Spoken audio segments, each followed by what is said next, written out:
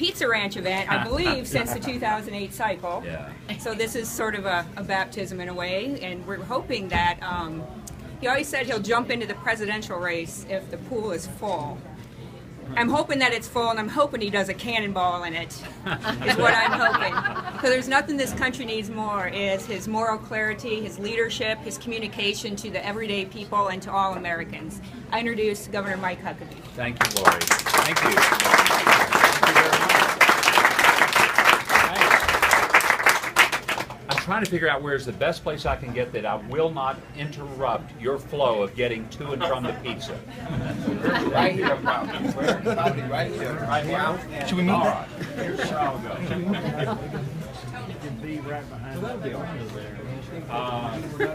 Maybe the table space, but you know what? Make yourselves at home. As many of you know, 8 years ago when I ran, we created what was something really new that later became copied by a lot of people. It's what we call the Pizza Ranch strategy. And we learned that there was a pizza ranch in almost every small town in Iowa. And our campaign would go and we'd reserve the meeting room, which they would let us use for free if we bought a pizza. So we'd buy a cheese pizza. And we would have a meeting in the pizza ranch. And we went to every pizza ranch in Iowa. And later I wrote about the fact that I felt like that our win in the Iowa Caucuses and the send-off to win 8 more states was all about basically understanding the value of going to the Iowa pizza ranches. So what better place could we be tonight than to come to the Pizza Ranch in Altoona? And I want to say thanks to all of you for being here. I do want you to feel free to get up, go to the tables over there where the pizza is. It's going to be very informal, very casual, for the obvious reason that there's no other way for it to be in this kind of environment. I had a good day today. I had a chance to speak at the Ag Summit, which was really a terrific event. One of the things that becomes very clear to me is that there are a lot of people who do not understand the value of the food and fiber producers for every American. And I think that sometimes people think that farming and agriculture, well, that's an important issue to people who live in places like Iowa or Arkansas, but it doesn't really affect people who live in the urban areas. And I always want to say, well, it doesn't unless people eat, unless they wear clothes, unless they live in houses, and then it does affect them, because there's no way for us to have food, clothing, even houses, if somebody isn't developing, producing, harvesting, and replenishing the food and fiber of our nation. So it was kind of a unique format. I wasn't sure what to expect when we got there, but I thought it was a terrific event, and I enjoyed getting to be here today for that. I'm going to spend most of my time just answering questions that you might have. If you don't have any, we're not going to be here very long. You better be thinking of something. I do want to just express that I think it's fair to say that most people who are in this room, except for the reporters, but most people in this room probably believe that this country is in serious trouble. And we face a plethora of real challenges, not the least of which is that our national security is at risk. We see it every day with the threats of ISIS, with the threats of the global effects of jihadism. We see it in our own country when a lady who goes to work one day in Oklahoma City is beheaded, or when 14 people are gunned down in Fort Hood, Texas, or when Andy Long, a private in the United States Army standing outside of a recruiting station in Little Rock, Arkansas, is killed, murdered by an Islamic jihadist, even though the government never acknowledged that that's what he was and that it was an act of terror, even though he claimed it was and told the Associated Press that it was. They never, ever acknowledged that that's what it was. When people say, we hope it doesn't come on our shores, it already is. It hasn't been widespread, but it's on its way in even greater numbers. Add to that the fact that 90% of America's wage earners have had a stagnant economy for the past 40 years. The economy, though we keep hearing how well it's doing, if you hear the president, he'll tell you we're in a real sense of recovery. Let me challenge you to go out here in the streets of Altoona, Des Moines, go anywhere in America, out in the heartland of this country, and ask people who, as they leave their place of work, ask him, Ask them, is the economy really doing well for you? Are things going terrifically the way you want them to go? Are you doing better this year than you did last year? And ask 10 people that question, and I will be shocked if you even get one who says, yes, it's doing a whole lot better for me than it was. And part of the reason is that there's a disconnect between many of the people who make the decisions and the ones who live under the decisions. 90% of Americans, think about that, but 95% of American workers have had stagnant wages for 40 years. And add to that that every day we feel like our religious liberties are under assault. I don't think it's hyperbole to say that never was there a time when I can imagine that we would see pastors who would have their sermon notes subpoenaed by a mayor because she did not agree with what they were saying from their pulpits. Since when has it ever been the charge of the government to give approval to what someone says in his or her own church? Did we ever think we'd live to see the day when government would be so heavy-handed? When the IRS would begin to pick those it wanted to target because of their political views? By the way, if there ever was a great rationale for being for the fair tax, and I've always thought there was a lot of rationale for being for the fair tax, but now I think one of the most powerful reasons to say it's time for the fair tax is it is the only mechanism that actually gets rid of the IRS and gives people the empowerment of their own income. Something that would transform our economy more rapidly than anything I can think would do. So, thank you.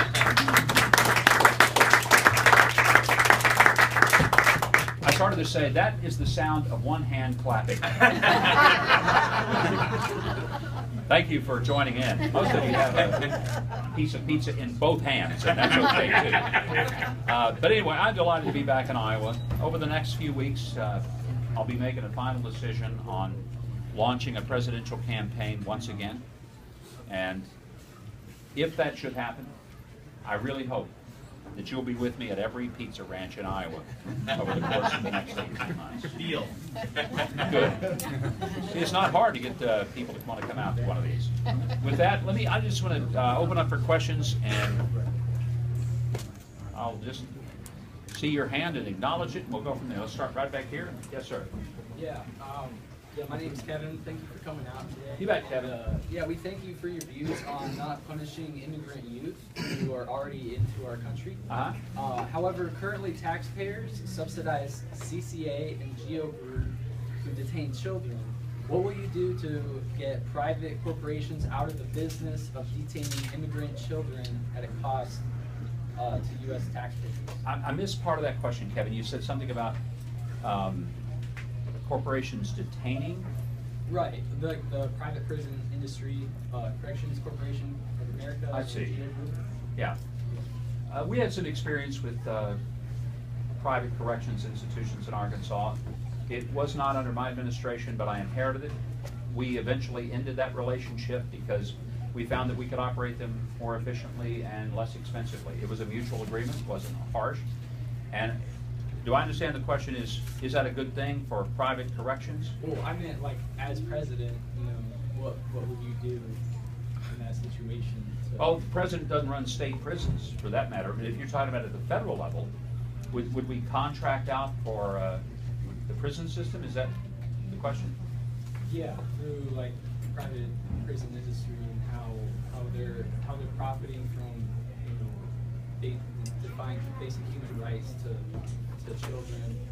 That's defying a lot of the international trade laws, or international child and the name's supposed to be right. Okay. Are you saying that there are children who are being imprisoned? So I'm not familiar with that. Immigrant detention centers, yes. Well, that's not a prison. That's why I said immigrant. Maybe Detention center. Yeah, immigrant detention centers. And are they being detained because they're illegal? Some of those are even worse. They treat people worse than in regular prisons. Where does that happen? In Texas and Florida. Those are like the big places. There's some in Arizona. Yeah, I haven't been to one, couldn't speak to it. So it'd be a little disingenuous for me to tell you what I'm going to do to fix a problem I'm not aware of. So I couldn't answer that. Well, if you'd like, I could give you additional. Yeah, give me some specific places. Let me know more about the details of where that happens. And, you know, that would be something I could become more familiar with. Yes, sir. Hey, Governor, thank you so much. You clearly know the way to our hearts here in Iowa at Pizza Ranch, so appreciate it. I want to say thank you specifically to Lori for helping set this whole thing up. Governor, I serve a humble servant like yourself here in the state legislature. My name is Zach Nunn, but also serve with the Iowa Air National Guard, did 10 years active duty. I'm so grateful to have a leader who stood up and said, hey, you know, foreign policy needs to be one of the keystones of what we do. You mentioned some of the domestic terrorism that's happening here. Could you just outline a little bit? I think foreign policy is going to be a huge part of the upcoming presidential race. Where you see, particularly following Benjamin Netanyahu's speech to Congress, our relationship with Israel and how you'd like to see the U.S. engage or disengage in the Middle East? Zach, great question. A little background I think may be helpful. My first trip to Israel was in 1973. I was 17 years old. I've been going back for 42 years. I have been there so many times I've lost count. I was just there a week and a half ago. Visited with Prime Minister Netanyahu while I was there. I was there 3 times last year. Visited with him every one of those 3 times last year. And I've known him a long time, probably 20 years, both when he was in and out of politics. He's been a friend, as has the defense minister, as is Dory Gold, the former ambassador, as is Ron Dermer, the current ambassador to the United States from Israel. My understanding and relationship is one that is heartfelt.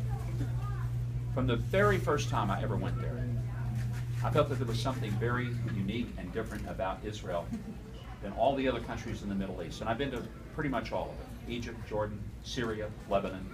I've been to Turkey, India, to the Emirates, Saudi Arabia, Kuwait, Iraq, and Afghanistan.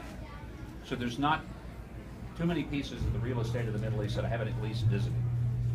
There's something very powerful about the magnet between the United States and Israel in large measure because there are no two nations that have more of what I would call not an organizational relationship, but an organic relationship.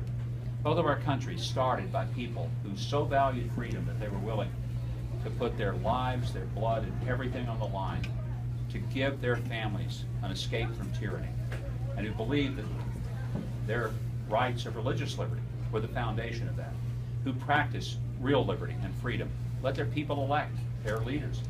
And if you've ever been to Israel, one of the things you'll note, if you think American politics is rock'em sock'em robots, you ain't seen nothing until you've seen it there. They love to argue and fight. So part of my perspective, I want to put it in these terms. For Prime Minister Netanyahu to come here and make that speech, a lot of people thought he was doing that because it was going to be good for him politically back home in that he's facing an election during the month of March. I want to assure you of something, because I was just there. This is not in his best political interest in Israel. Rather than it help his election, it may cost him the election. Because there were a lot of Israelis that were so fearful that his coming would create a chasm between the United States and Israel. And they fear that because they know that it is a vital relationship that they don't want to see breached. Why did he come then, if it was not in his best interest? I can tell you why he came, because I've heard it from him personally. And I can also observe from the fact that I know him and I know what they're up against. He came because he knew that the threat of a nuclear Iran is not just a threat to Israel. It is an imminent threat to the United States of America. Now, if that sounds a little over the top, let me explain. Iran is an actual government, but they sponsor terrorism through Hezbollah and through Hamas. They are a government, but their government leaders openly, publicly, and in English say that they will wipe Israel off the face of the map and they will take over America, and that they look forward to flying their flags over the United States of America. Now, one of two things you have to assume. One is that they're led by completely crazy people. The other is that they really are sincere, and that is their goal. Or a combination of both, that they're crazy people and they're sincere. I happen to believe they're crazy people and they're sincere. When we had the extraordinary conflict of the Cold War with the Soviets, the fact is both sides knew that their goal was to make sure nobody ever pushed the button. The Iranians getting a nuclear device is so that they can precisely push the button. They're not doing this as a matter of deterrence. Now, here's what President Obama has created. In one sense, there's one positive thing that's come from his alienating Israel, from his spending more time beating up on Israel for building neighborhoods in Judea and Samaria than he has spent beating up on Iran for trying to build a nuclear device. He has actually brought former enemies in the Middle East together. Because guess what? Israel's new partners in this adamant attempt to make sure Iran doesn't get the bomb are Egypt, Jordan, the Saudis, the Kuwaitis, the Emirates. They understand that the worst thing that can happen in the Middle East is to take these already unstable governments and arm them with nuclear capacity. And I don't know why in the world Congress wouldn't be unified in their support to say, at least, let us look at this agreement, let us do the job that we have a constitutional duty and responsibility to do, which is the checks and the balances and the oversight of something of this magnitude and consequence. And why President Obama and John Kerry want to keep this close to their chest, why they would want to somehow not be forthright with the American people as to what kind of deal is being made is inexplicable. And so I appreciate, Zach, very much your question. I hope, as I try to convey to the Prime Minister and as I try to convey to Israeli citizens when I talked to them last month when I was there, don't let the President's attitude toward Israel in any way give you the impression that that's reflective of the American people's attitude toward Israel. Because most of us understand that they have never asked us to put our boots on their ground and defend their soil. They have never asked for an American to shed blood on their behalf. They just want to know that we have their back, help them with equipment and with advice and shared intelligence. They are more than prepared to defend themselves. But it's hard to defend themselves when the United States appears that we won't even stand up with them in the community of nations that really have an anti-Semitic attitude toward Israel in general and the Jews in particular. Very good question. Yes, somebody else. Yes, sir. Yeah, Governor, Tom Holfling from Loreville, and my question for you is kind of two-part, and before I ask the question, I just want to preface it a little bit. I want to thank you for the speech you gave a couple months ago to the NAM event in D.C., where you stood June. Yeah, yes, where you stood on the steps of the Capitol and talked about the importance of marriage and reining in the judges, actually. So my question is very simple. It's A, how important do you think protecting marriage is? And B, how important do you think reining in judges is? Well, I think both are important, and let me say my convictions of marriage have never changed. I'm not going through an evolution process, as so many politicians seem to be. And the reason is because for me this is not an issue that is political in nature. It's an issue that transcends the politics of Democrats or Republicans or liberals or conservatives. It's an issue, for me, that's a matter of both faith and culture. And I've not seen any evidence to suggest that we need to change the definitions of our most fundamental institution of marriage and the family. Interestingly, the President had the same position I had when he ran in 2008, as did Hillary, as did Joe Biden. They've all changed their view. I'll leave it up to you to determine why, although David Axelrod said it was because of political expediency, which is precisely what's wrong in America, where people are making decisions based on what's good for them rather than what's good for the country. Secondly, don't be gone long now. I've got some good stuff for you. The other thing, judicial tyranny and the doctrine of judicial supremacy is a curse. It's the idea that one branch of government stands supreme over the other two. I'd like to believe that anybody who went through ninth grade civics knows better than that.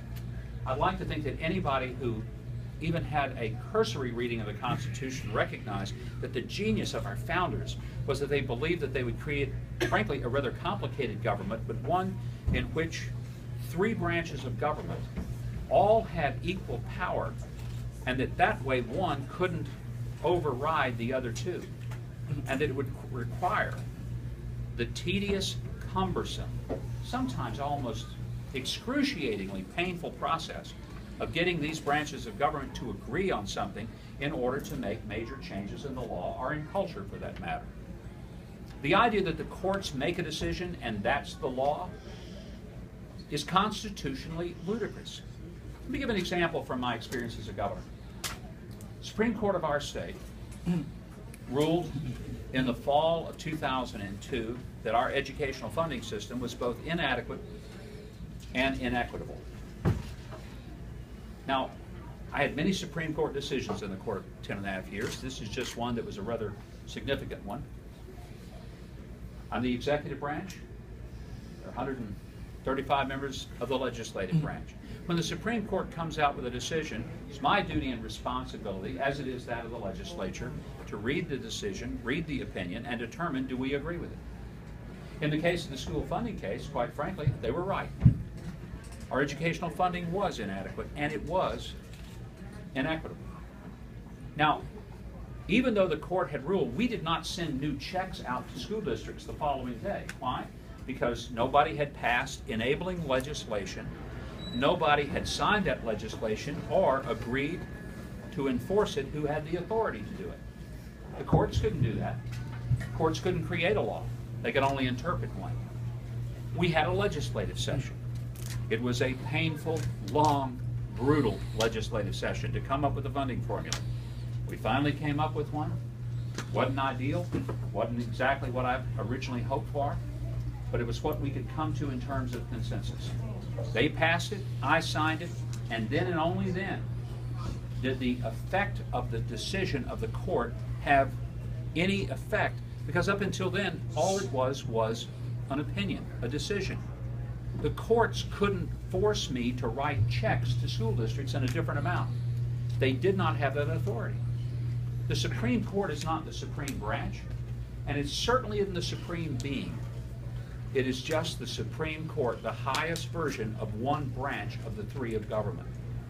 And I'm stunned when people who are law school graduates, even people who sat on a bench as judges, seem to believe that there is such a thing as judicial supremacy, when that would shock Thomas Jefferson, who after the Sedition Act in the late 1700s, a decision that he disagreed with by the courts, basically said, well, courts, you go and enforce it. Good luck doing that.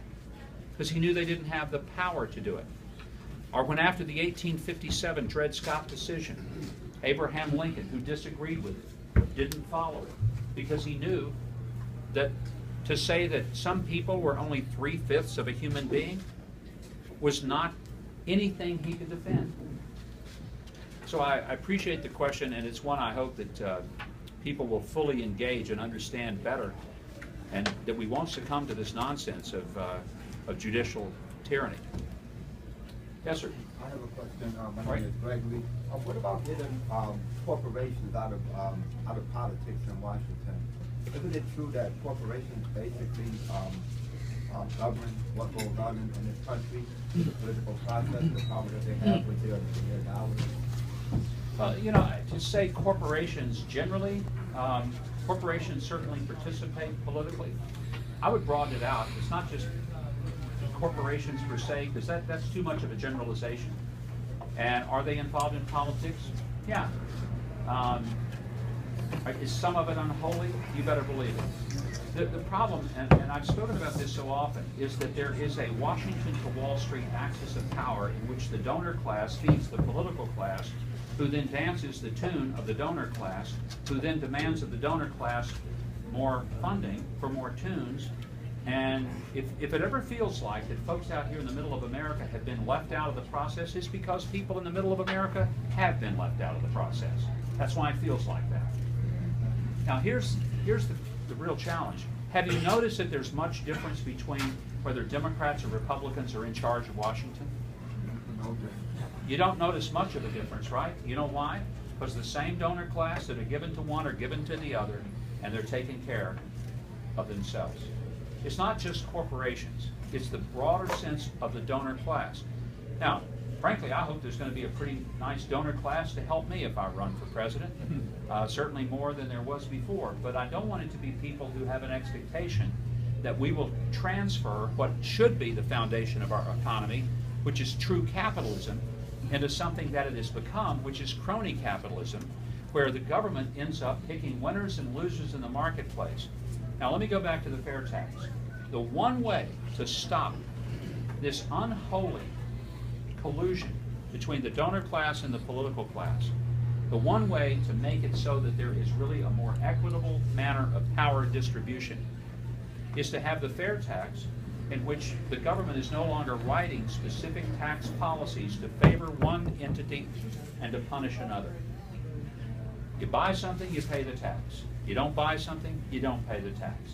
And the government no longer snoops into what you made and how you made it, as long as it was legal. It would be a transformative action if we would have the courage to do it. Thank you, Governor. Thank you. Yes, sir. What would you do if you're dealing with immigrants that are here now? Wouldn't do anything until we seal the border. I mean, the fact is that until we do that, anything else we do is like putting the caboose in front of the engine. Let me use another Israeli example. I've flown in a helicopter the entire distance of the security fence that the Israelis built a few years ago, for which they were roundly condemned by the UN and many countries of the world.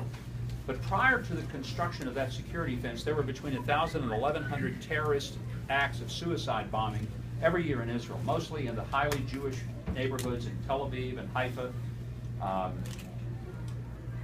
and Netanya. And then they put the security fence up. What they did was they started controlling their border. They got control of their border. If you don't have control of your border, you're really not a country anymore. And when they did that 1,000 to 1,100 suicide acts a year that were bombing cafes and school buses, you know how many they started having the next year? 0. They didn't cut it by 25 or 50%, they cut it by 100%. Because they had control of their borders. And this is a remarkable transformation. And so I hear people want to talk about stage 2, 3, and 4 of immigration. Let's get through stage 1, secure the border. If we don't do that, nothing else is going to work, nothing else will really matter. You do have to have a plan for something happening. What's that? You do need a plan for something happening. Certainly, but that plan will be developed as we sit down with the legislature and work through it. But the plan would not involve amnesty. It would not involve simply looking the other way and saying, well, King's X, all is okay. It would involve something reasonable, responsible, but exactly what it would look like. That's why you have a legislative session. One thing I learned as a governor, if you get out and announce in advance of what you absolutely are going to do, I'll tell you what the legislature will do. No offense, Act. They'll shove it up your nose and say, you may do a lot of things, but it won't be that. So you never put the prescription so in detail that the one thing that you will never get passed is the one thing you wanted to get passed. If you want to make sure something doesn't happen, put it out in great detail. That way you'll take that one off the table. I learned a few things in 10.5 years of running a state. By the way, let me speak to something that we don't know who the opponent for the Democrats will end up being. But let's assume for a moment it's Hillary Clinton. The press has assumed that. The Democratic Party has mostly assumed that. Do you know of anybody in America who's ever run against the Clinton machine and defeated it, not once but repeatedly? I know somebody who's done that. You're looking at it. Because every election I ever ran in Arkansas, I didn't run just against an opponent. I ran against the entire political apparatus. And I'm going to tell you something. It is a fearsome apparatus to behold. I never had an election in which Bill and Hillary did not come to the state and campaign for my opponent. Every time. Nobody's faced them as often as I have in an elected process. And I'll tell you something. You better be buckled up and ready to go for some very interesting moments. They play to win. But then again, so did I. And I won in a state that was the bluest state in America. A little part of the story that most people don't know, because they just assume Arkansas is like a lot of the other southern states. Arkansas was the bluest, not just southern state, the bluest state in the country when it comes to the state legislature. When I was sworn in as governor, 89 out of 100 of the House members were Democrats, 31 out of 35 senators were Democrats. It was more lopsided than Massachusetts, Maine, Vermont, California, or Oregon. There was no other state that it was even close to being as lopsided. I did not go into the most congenial atmosphere. I envy these governors who talk about their Republican majorities in the House and Senate, even if it's a just bare majority. I envy those who had enough to fill up a table at the Waffle House, much less who could get a quorum. But I never got less than 90% of my legislative package passed. And when people say, well, how did you do that in the face of that kind of environment? Because I learned how to govern. I learned how to build relationships, get things done. And by the way, by the time I ran for re-election in 2002, I got 49% of the African American vote and over 40% of the Hispanic vote. Now, if you can find any Republican in America, black or white, who got those kind of numbers, be sure and come and let me know, and I will no longer say that I think I have a milestone there. I understand what it's like to face a hostile environment in government. In fact, so much so that when I was sworn in as lieutenant governor after a special election in 1993, in which I ran totally against the Clinton machine, I was so welcomed at the Capitol, since I was the only Republican there, they nailed my door shut from the inside. I mean, literally nailed it shut. All the office furniture was taken out, the budget was zeroed. And when people say, well, how could they do that? Who was to stop them? There was nobody else there. I was the only one. I'm telling you, it was a brutal, difficult, challenging environment. I've heard some people say, Mike, we like you. You might make a great president, but we just don't know if you're tough enough. I want to say, do you have any idea what I did to get elected and what it took to pass legislation year after year after year and balance a budget, build the roads, reform our education system, make significant challenges in our healthcare system, and to do it with a legislature that never ever wanted to do one thing to help me? That's fighting. Okay. Last Yes. question from someone? Governor, thank you for coming. Oh, you bet. We've seen, obviously, around the world, we're seeing more and more examples of brutal, the most unimaginable, brutal persecution of Christians. Yeah. And it seems like over the recent years, and you would know as much, if not more, than anyone, how we're seeing gradual more and more persecution of Christians here in different ways, whether it's at school or just in a lot of different ways that we are witnessing. Some of it's subtle, you have the atheist movement and all these sort of things, but what, if anything, could a president, or can a president do to help turn that around, I guess, or influence the ability to that not to happen and continue to go in the wrong direction, obviously, and you have a Great question, and I think there's several things the president could do. First of all, you'd fire everyone in the Department of Justice who ever threatened organizations like the Little Sisters of the Poor. The government should never tell any religious organization that it can believe, but it only can believe so much, and the government must approve the limitations of their belief. The Little Sisters of the Poor are a Catholic relief organization that help elderly people who are in the final stages of life. And they did not wish to participate in providing abortifacient birth control. I can kind of understand that. But the government couldn't. And the government told them they were going to have to comply with something that violated their religious liberty and their conscience. And they said no. And so the government has gone after them. The case is still pending.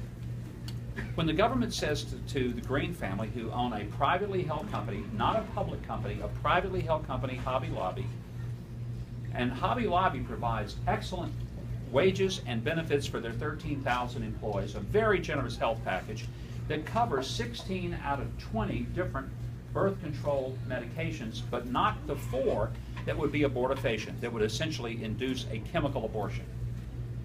The government says, no, you have to do all 20. Now, why the government will give exemption after exemption to unions and to all sorts of entities, to their pals and friends, but will not give an exemption to an organization who are who is run by very strong, conviction-based Christian believers is beyond me. But a president can immediately say, we no longer are going to prosecute and persecute people because they believe. We're not going to do that. And changing the tone, as well as changing the focus, is a significant way in which a president can have an effect. Another way is to make it very clear to military chaplains that they're going to have the freedom to practice their faith. We're not going to make them hide their Bibles, take the crosses off their desk. I'm not making this up. This has been happening in military installations where chaplains are basically told, you can be a chaplain, but just don't be religious. I'm not sure what they're supposed to do. Sing Kumbaya and toast marshmallows with people who are getting shot at? I mean, that's the craziest thing I've ever heard. The whole point of a chaplain is to provide spiritual assistance to people in their faith. You'd make it very clear that there's going to be true religious liberty once again in America, that we're not going to shred the Constitution because there's some dissident group who just hates all issues of faith and everyone who practices it. That's one of the things we could certainly do. Well, let me just conclude by saying that, first of all, I appreciate you coming. I hope you'll eat pizza because there's a lot over there left. But the other thing, over the next several weeks, decision will be made about running for president. And I'd really love to know that we would start with a strong army of people who want to see us not just run, but win. I have no misgivings just because I was here 8 years ago and we won the caucuses and won them pretty handily, by the way, on a dime to the dollar of our opponents. But I have no, misgivings that it's going to be an automatic assumption that everybody who was with us before is going to be with us again. We start out with this understanding that we will have to earn every single vote that we get in this race, just as we did 8 years ago. I just want you to know that in the event that you see me saying I'm definitely in, I hope that I will earn your trust, your vote, your support, and that you will multiply yourselves many times over. I'm going to tell you something. Our country is in crisis. I think our world is in crisis. And experienced, steady leadership is very much needed for a very broken and troubled world. Thank you very much for coming, and I look forward to visiting with you.